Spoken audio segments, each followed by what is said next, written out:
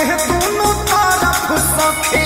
अब का करी हो ए हो केतनो देखिया पर परिले बरफ सखी का बोले साता में दोनों तरफ सखी। सुनना होते हैं टूटे अमिया में तो दर्द करता तो छुछता पसीना भी दर्द करता। हाय हाय रे हाय हाय रे गरमिया हद करता।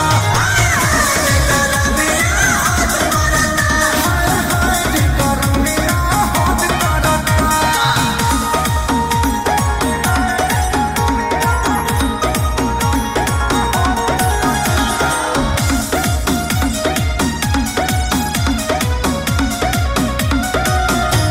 अरे जिया रे भैया आवा मार के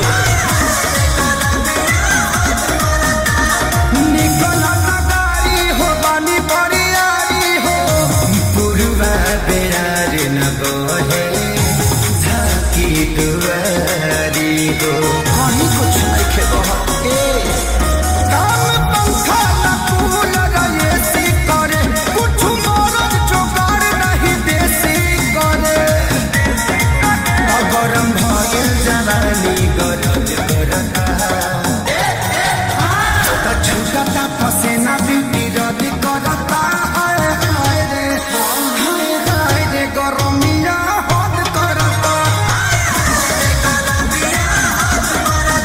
हाय हाय रे गरमिया हद करता।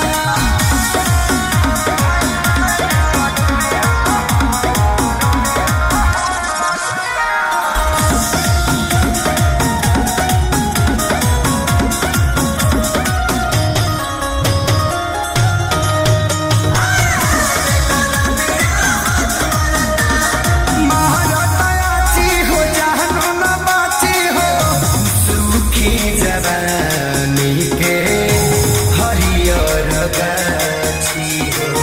आग से हो दिया भुक भुकात बावे बूते के हो मन करे न खेसारी संगे सूते के हो। आदर्श पीने से पारे सरहद करता तो छुछता पसीना भी रद करता।